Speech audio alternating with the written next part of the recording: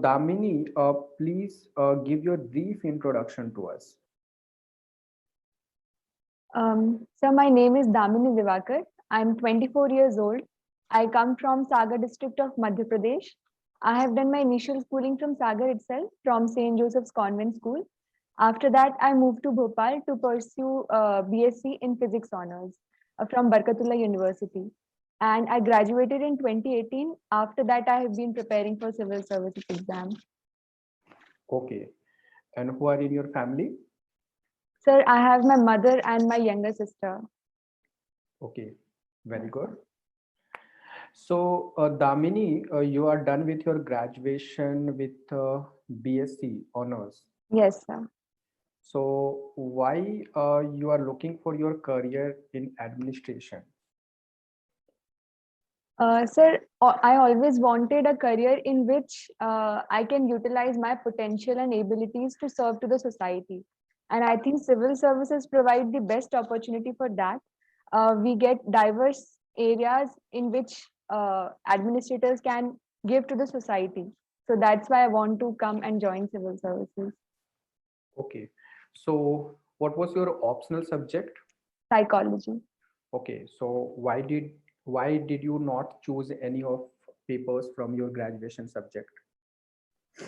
Sir, while I was deciding for the optional, I looked for all the subjects and I decided that I should use it as an opportunity to explore a new subject that I don't know. So I found psychology very relatable, very fascinating, and also it will help me in professional as well as personal growth. So that's why I chose psychology. Okay, but as you told me that you have your pre-mindset that you need to go into civil services, so you could have chosen psychology in your graduation itself because it's the part of the strategy, like what you are looking for. Yes, sir. So you could have taken it like in your initial phase only. So, Yes, sir. uh, So initially I was not very clear about my career path, like what I want to choose, and also there was lack of guidance. So I continued with my science background itself, but later on I decided to change it. so you made your mindset to go into civil services in graduation only. Yes, sir. Okay. So, Damini, I'm sorry, actually, I'm feeling Okay. cold. So, Damini, uh, what do you know? What are the roles of a deputy collector in a particular district? Um, so first of all, they have to look after the issues of the district, social issues, economic issues, and all the policies that are being made for the people. They need to be implemented by the district collectors. For example, the Swachh Bharat Abhiyan. And also, sir, they manage a lot of staff and also look after the financial management, the public resources that they have at their hand. So I think these are the major responsibilities. Okay, so suppose you are the deputy collector. So, what will be your priority areas?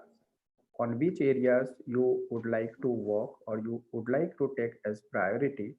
So, give me like three, four priority areas according to like rank wise, one, two, three, like that. So in my district, Yes. um, so first would be on implementation of smart city project because Sagar has been chosen for that.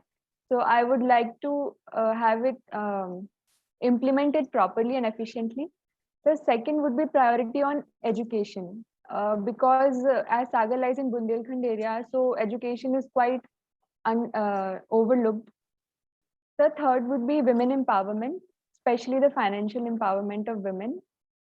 And so fourth is related to safety and security of people in Sagar. Okay.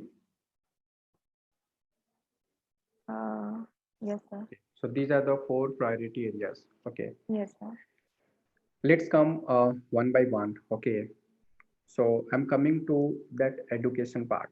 Okay. Yes, sir. I could see in your resume that you were the education minister in your college.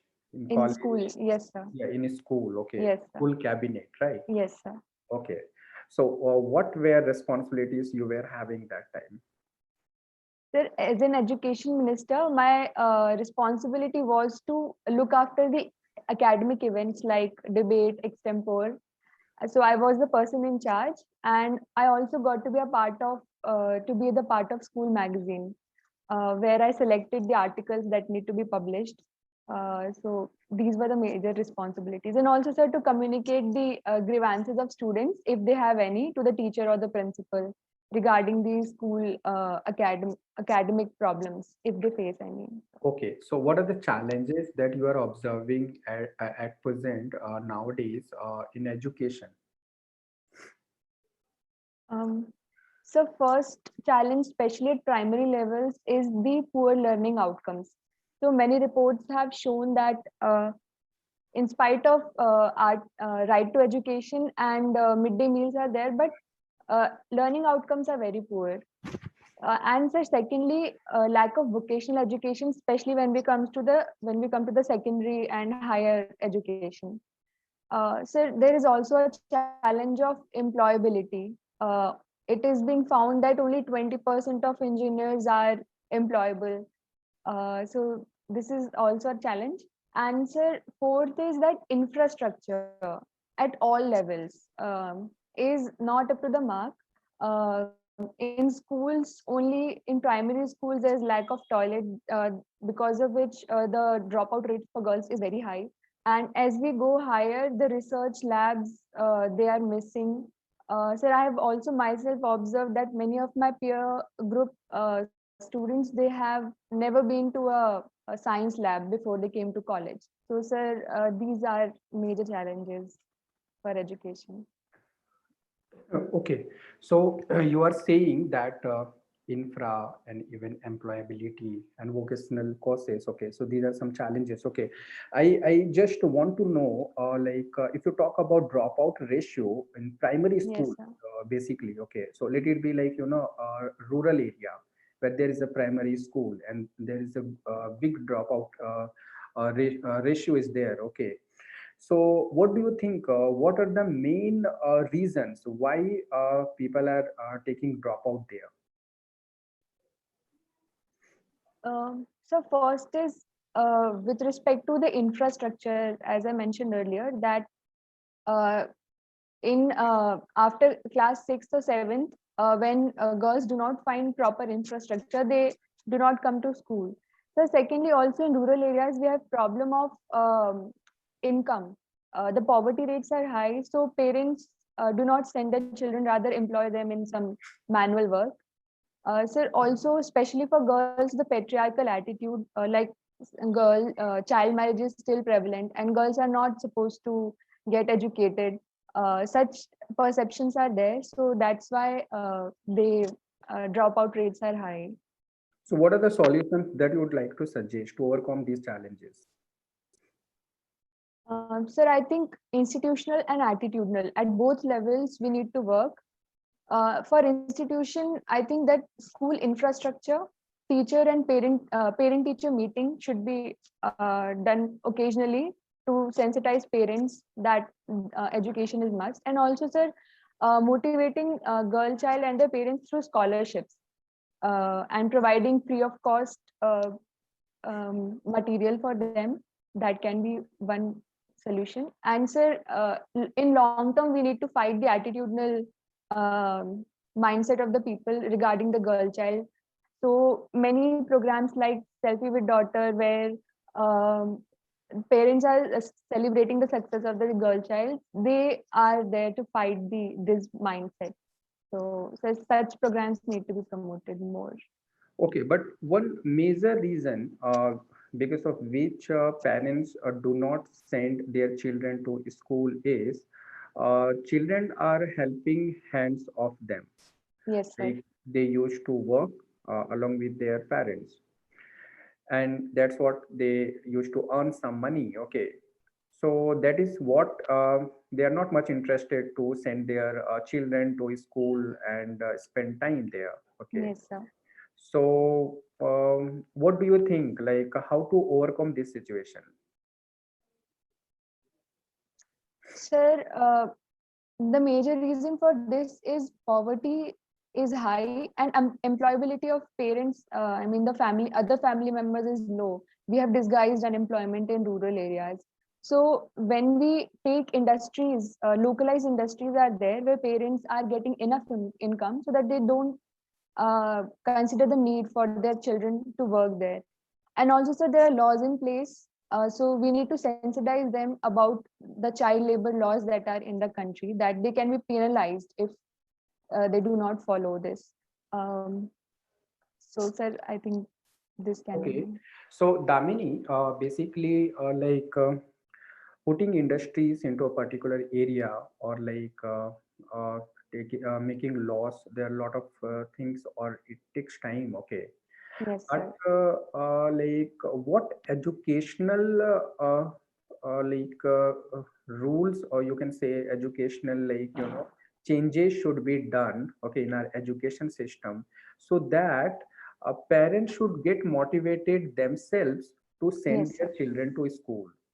We do not need to tell them that you Mhm. send your children. They should get motivated themselves. So what are the Yes, sir. educational changes required in our school curriculum? Yes, sir. Sir, the reason also is that there is incompatibility between what school education offers and what is the practical need of them. So there is mismatch between what they're learning and how they can earn money. So if we provide vocational education and if we provide agriculture education, if school is in rural area, or simple works like in vocational education, we can have many vocations which are helpful in their area itself, localized industries, so that parents would be motivated to send their children to learn those skills. Okay, so Damini, do you not support our current education system? Sir, I largely I support it, but yes, there are many areas where improvement can be done. Okay, okay, okay, so let's come to the poverty part, Yes, sir. employability part. So, how do you think, like, how we are changing ourselves in rural areas with respect to employability? um, You can relate it. You can tell the growth, or tell the graph of 10 years around. so poverty rates have um, declined. um, Sir, I'm not sure that how the change has taken place in last decade. Okay, so what are the schemes that have been implemented in rural areas to look after employability, or to Yes, sir. make better earning of people residing there? Sir, one I can recall is Pradhan Mantri Kaushal Vikas Yojana, where prior recognition of skills is there, and also certificate is provided for vocational skill learning. Um, Sir, I cannot recall other So schemes. you might have heard MG Nariga. Yes, sir. So Yes, what sir. it is? Sir, it is an employment guarantee scheme where 100 days of work is provided for uh, for an adult in rural area uh, on a guaranteed basis in a year.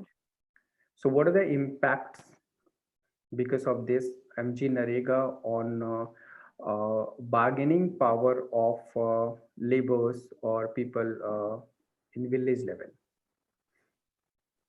So we can see both the positive as well as the negative.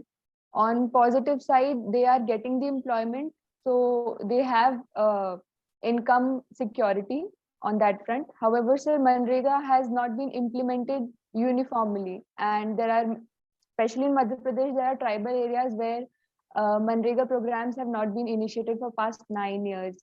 So the implementation is a challenge, and also, sir, their bargaining power declines because their income is fixed, and so they cannot earn beyond it. So that is also a problem. Okay. Okay. So Damini, you do yoga, right? Yes, sir. What are the benefits of yoga? Sir, yoga has physical, mental, as well as emotional benefits. At physical level, it makes body very flexible. Strength is there, and agile, and the internal organs are well functioning. It keeps us away from lifestyle diseases. And so at mental level, it provides peace along with meditation. The stress, it is a stress buster. So depressive tendencies are reduced. And sir, emotional release is also there as we go along the path of spirituality. So how So, much time do you spend on daily basis on yoga?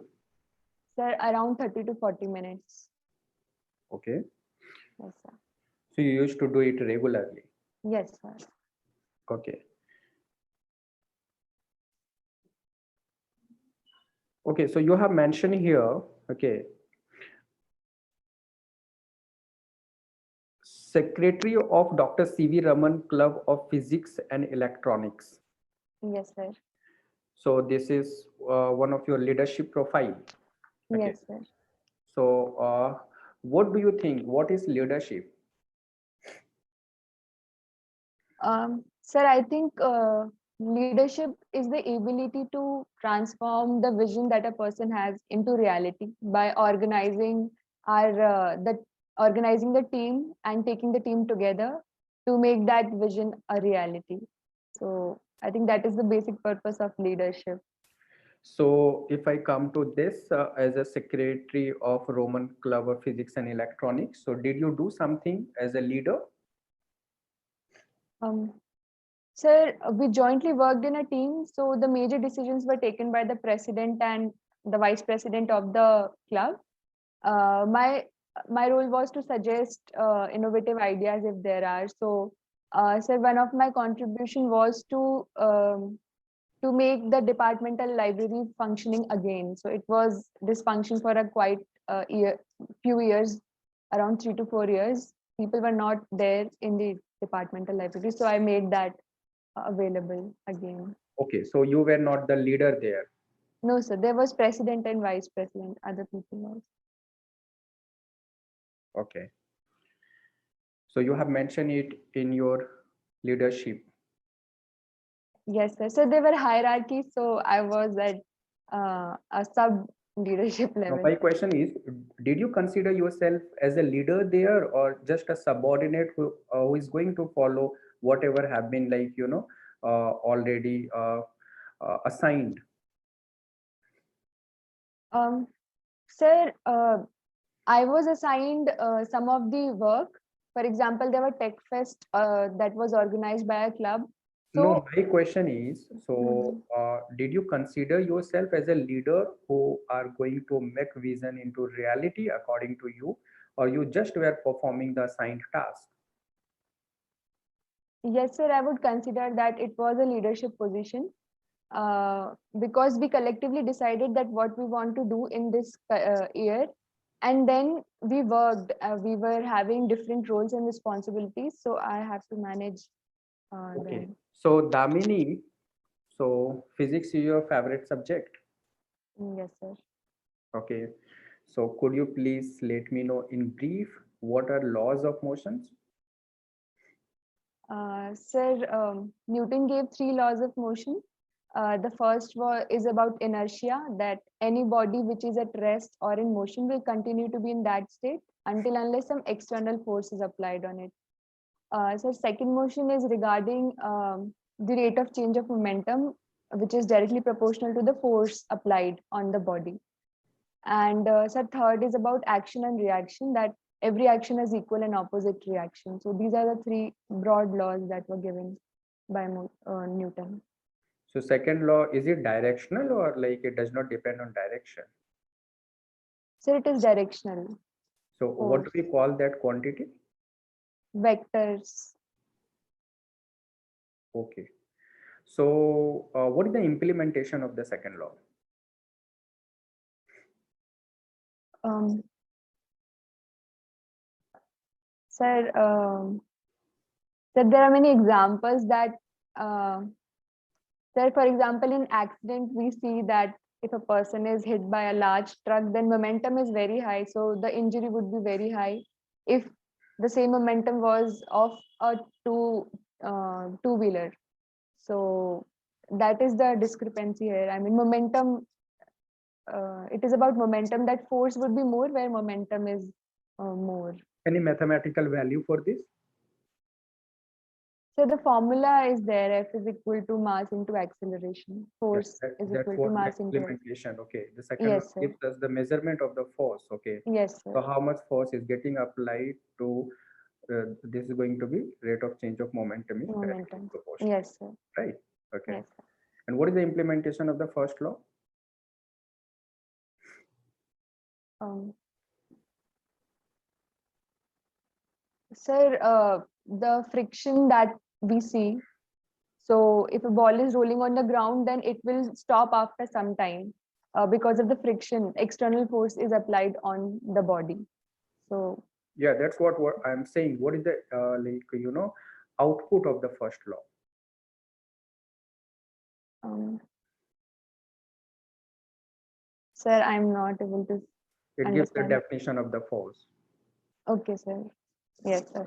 Okay. Okay. Okay, Damini. So thank you very much for answering my queries. Okay, so I would request to Bhargav Ram sir to go ahead with some questions, followed by Shri Suman sir. And over to you, Bhargav sir, please. Thank Yes. you, sir. Hi, Damini. How are you? Sir, I'm good. Good.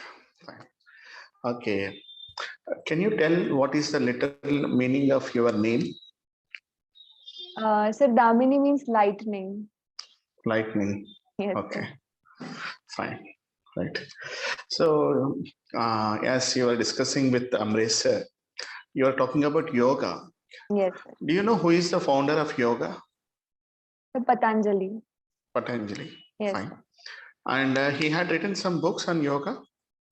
Yes, sir. He has written Yoga Sutra, in which 198 aphorisms are there related to yoga. You are aware of that? Yes, sir. Sure. And Ms. Dhamini, you are saying that you are discussing about the women problems, Yes, sir. especially child marriages. While answering to the Amresh sir, you said that child marriages are prevalent. Yes, sir. It is true? It is really prevalent in India? Yes, sir. I think that it's still prevalent in India. You think? Or it is prevalent? Sir, it is. There have been reports. I mean, I have seen it occasionally that child marriages are happening. Okay. In recent times, any child marriages was happened in your state?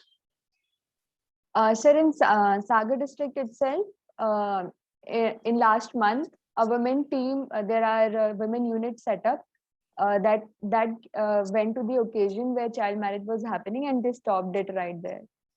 Okay. Yes. So what are the measures if you become the Indian Administrative Service Officer, if you become IAS officer, what are the measures you are going to stop or eradicate this type of systems? Can you suggest us? Sir, first is that we need to have a dedicated force to look after these issues that are taking place or not. And sir, we can also take help of the community so that the community informs whenever such incidents has taken place. And then the force, for example, a unit which has been set up that goes there and stops it. And sir, in long term, we need to have attitudinal change and perception change in people. So we need to empower girls and women so that child marriages do not take place. And also, sir, there are laws that 18 year is the minimum age for marriage. So people need to be aware of that and what could be the problem if they don't follow the law. So we need to make them aware about the punishment that can be there. So Okay. yes. Damini, already women and child department is there in your state. Yes, sir. Do you think they are not doing the same suggestions which you had given to us?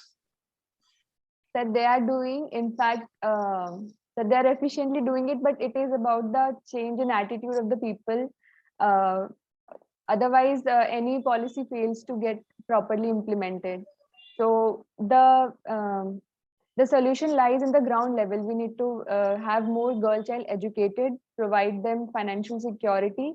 So many schemes like Beti Bachao, Beti Padhao, and Sukanya Samriddhi Yojana in Madhya Pradesh, they are targeted towards this, so that child marriage doesn't take place. Fine. Yes, sir. Regarding education, regarding women education, do you suggest any measures, especially in rural areas? How to upliftment women education? Sir, I think that infrastructure of schools need to be upgraded, and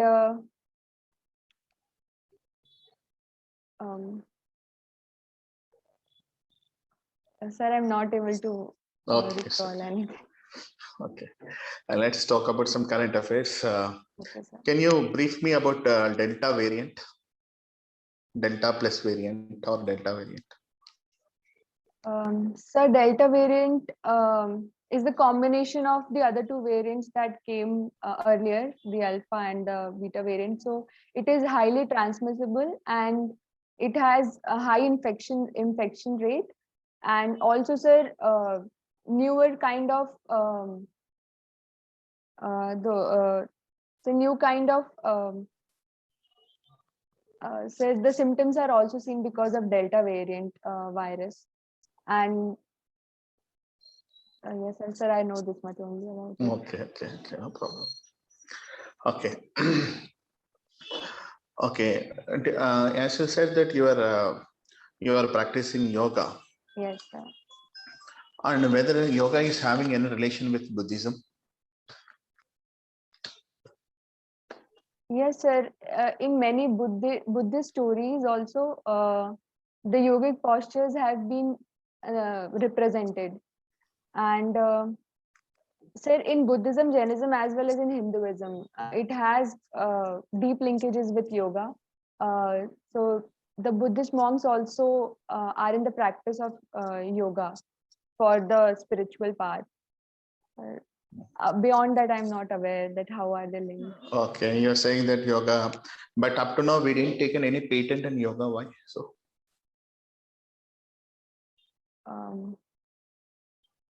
Yes, sir, I have never thought of that, but we should try for it, that because it is our legacy. Okay, we had taken patent on number of things. Yes, sir. But we did not take any patent on yoga. Sir, but at the same time, I also think that yoga is not only confined to India. It is for humanity as whole. So patenting it would mean that we have all rights over it.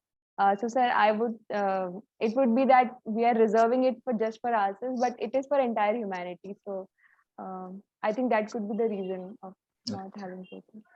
Can you tell me some 5 temples, famous temples in Madhya Pradesh? Yes, sir. So there's Khajuraho temple, then Omkareshwar temple. So then Jain temples are there in Kundalpur. Then some Mahakaleshwar and Orcha. In Orcha, there are many Hindu temples. Orcha temples are there. Okay, fine.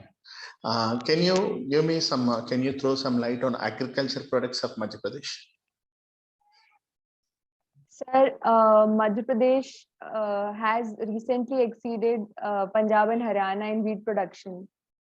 So wheat is one of the major crop. Then soya bean. MP is also called a soya state. Then, sir, the horticulture products, mango, banana, sugarcane, these are the major produce, and pulses. MP also tops in the production of pulses. So these are the major produce. Okay. Okay. Do you feel that rural administration in Madhya Pradesh should be improved? And if you are the district minister of that district, how you will improve the rural administration? You can take some examples like panchayats.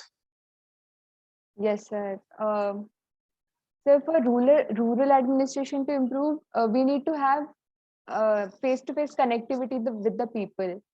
So first is making the offices accessible by improving the transportation and the road infrastructure.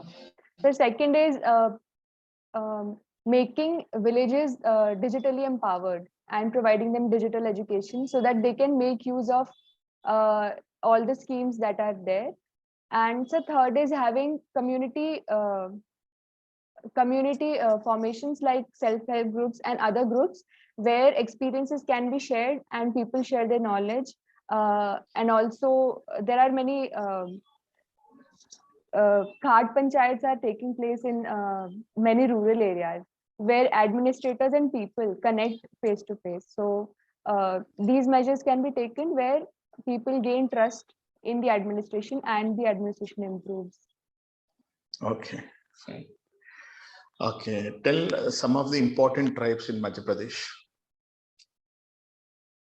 Sir, Gond, Bhil, Bega, Korpu, Saharia, these are the major tribes. Major tribes in Madhya Pradesh. Yes. Fine.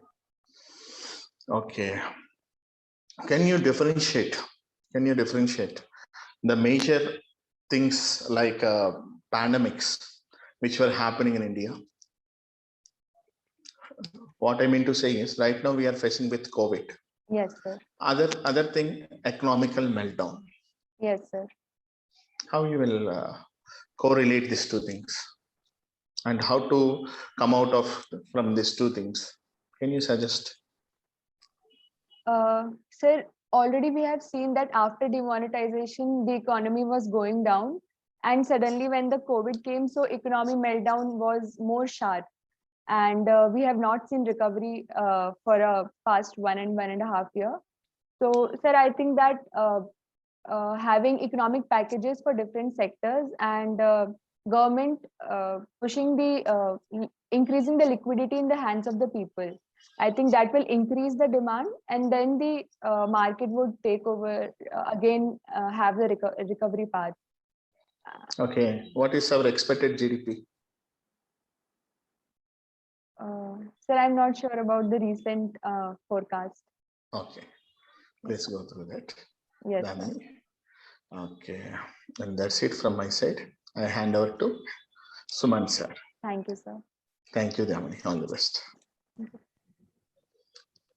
Good afternoon, Damini. Good Am I afternoon, audible? sir. Yes, sir. Okay, perfect. So, Damini, let's start again from your name. Okay, Yes. Damini, as you rightly pointed out, the Damini means lightning. Yes, sir. But from your knowledge of BSc, from your knowledge in physics, mathematics, and in essence science, can you are you aware that yesterday and day before yesterday there was a huge storm? So about 60-70 people have died because of lightning, especially in Madhya Pradesh and Rajasthan. Sir, I've not followed that news. Okay, no issues. I just want to know, how will you explain thunder? Lightning, well, of course, it's what we see to the eyes, but then why do we have that sound? So thunder and lightning are sometimes produced simultaneously, and when the positive and the negative charges in the atmosphere, they come together, so there is a release of energy which is released in the form of sound as well as light. So we have the thunders. So does electrical discharge always produce sound? Because then, for instance, let's say we are plugging in a charge, plugging in an electrical device. Yes, Do we sir. have any kind of sound when a contact happens, when flow of electricity begins? So not every time it results in the sound. We see the spark when we plug in the charger or a plug, but sound is produced so due to in the atmosphere we have heavy raindrops and clouds are there. So I think that is the reason for the production of sound. So if let's say if a discharge is done in vacuum in the absence of air, there will not be any sound? No, sir, because sound doesn't travels in vacuum, so there would be no sound. Okay. So Damini, let's, you were even told, about the priority areas that you would work upon in your district or in the capacity, even in case of a state. And you mentioned education, you mentioned women empowerment, all so far so good, fine. Yes, sir. But then one important issue I would like to highlight is, what is the approximate population of Madhya Pradesh? Um, Sir, I'm not sure of it. It's almost, as per the last census, it's almost close to 7.7 crores. Yes, Okay, sir. 7 crore Mhm. people. So then, how many athletes have been qualified for Tokyo Olympics from Madhya Pradesh? Sir, I don't know. Only two. Okay, Okay. two Okay, sir. athletes. One being a shooter, and the other Okay. person being essentially a member of the hockey team. Okay, sir. So, in comparison, if you see the states of Haryana has 31 athletes coming out of it who have qualified for Olympics. Punjab, its neighboring state, it has come 18. So 1831 with a population which is much lesser than Madhya Pradesh. Why do you think that, what is the situation of, or why in Madhya Pradesh sports is not getting developed? Because even in a neighboring state such as Odisha, you have four athletes who have qualified with a population almost half that of Madhya Pradesh. Yes, sir. So shouldn't sportsmanship be an area of priority? Yes, sir, definitely. Seeing those statistics that where we are lacking, sports should also be promoted. And especially at infrastructure level, the infrastructure for sports is lacking in MP. So that is one reason, and we need to work over that also. Okay, so now that I've told, with regards to improvement of sports, what are the things that you think you can take, being in your capacity as a district magistrate? So first is to inculcate the sportsmanship into the children. We need to have sports as one of the major pursuit in the schools. So we need to make it mandatory to have children enjoy the games period, and also uh, employ one the PT teacher for every school. In many schools there are lacking. And so secondly, we need to develop infrastructure, playgrounds and stadiums for people to take part in them. And sir, we also need to have collaboration with other states. So by collaborating, we can have a major, more interstate competitions where then students would be motivated. And sir, under Fit India movement and other campaigns that are going on, we need to implement them in at the ground level. So more people come and take up the sports. Are you aware of something called Delhi Sports University, which is currently underway in its construction? No, sir. Okay. Okay. Okay. So, Damini, recently the cabinet got reshuffled. There Yes, sir. was, and it always has been the mandate about the new Modi government, something called minimum government, maximum governance, right? Yes, sir. So, in comparison to that, one statement where the government, minimum government's less of government's involvement. Compare that to the size of the cabinet, which stands at currently 78. Don't you think 78 is too large a size for a cabinet for a government who is saying minimum government? Uh, so given the size of India and its population, I think we need ministers there because also we have diversified sectors. So to look at each one in a specific manner, in a concerted manner, we need ministries. So, sir, I don't think so that 78 is a large number, but yes, we need to work more on the maximum governance part. So, if there are ministers also, we need to have digital empowerment of people and digital infrastructure uh, penetrated to the ground level so that governance is enhanced. And also, sir, there are after 2024 elections, there are also reports that there would be increase in the number of parliamentarians. So seeing that, I think that a number of cabinet ministers, it is not violating the principle of minimum government. So Damini, if hypothetically per se, you were to decide, you said that we need good amount of ministers. Yes, So hypothetically, if you were to decide, what is the size of the cabinet that you would be looking at? Hypothetically, let's say Damini Devakar has to decide the number of ministers in India. sir, I think Because, it's because as I presume, you said the more, the better. Because even comparing to your hobby, to your favorite pastime of considering organizational ergonomics, economics. Yes, sir. it's your hobby, right? Yes, So sir. putting that into perspective, putting psychology into perspective, putting efficiency into perspective, what is the approximate number of ministers that Damini Devakar would choose to have? Uh, Sir, I cannot tell about the number of ministers, but yes, sir, I will look into the areas where ministries can collaborate and we can have one single ministry for where the collaboration is possible. For example, in energy sector, there are renewable energy is different and the coal ministry is different. So we can coalesce them into one. And similarly, in women and child and the health and family welfare. So, sir, such things can take place where one ministry is responsible for all the similar kind of functions.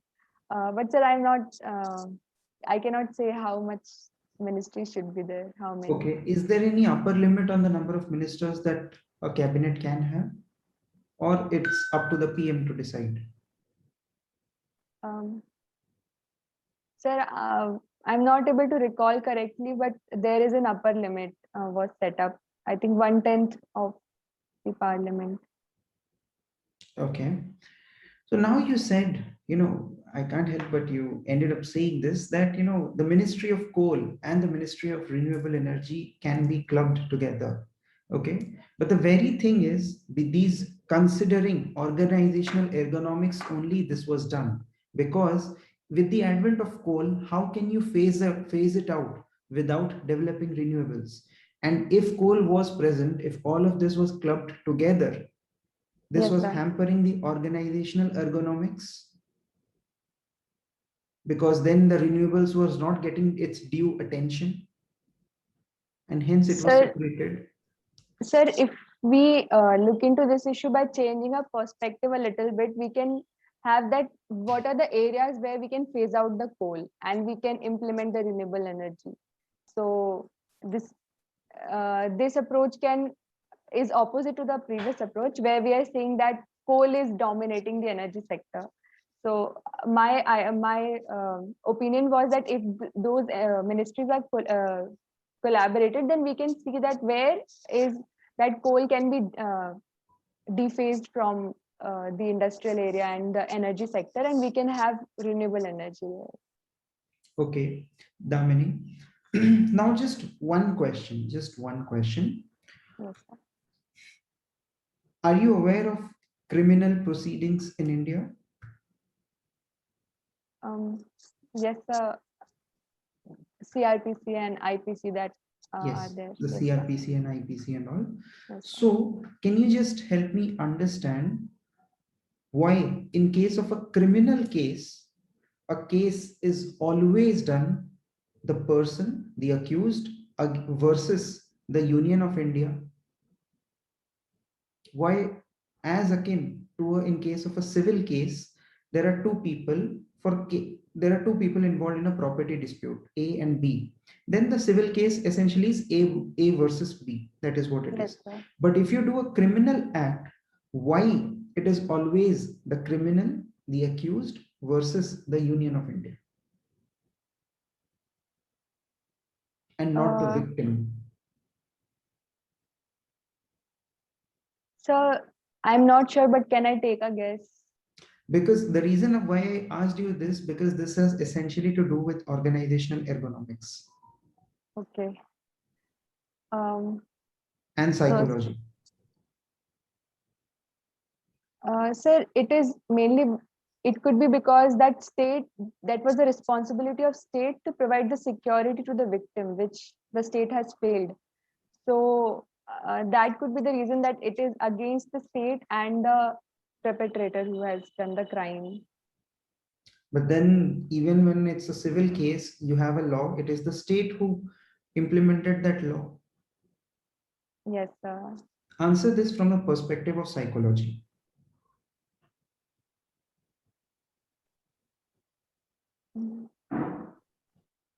Sir, I am unable to think of any answer. Okay, okay. Thank you, Damini. Over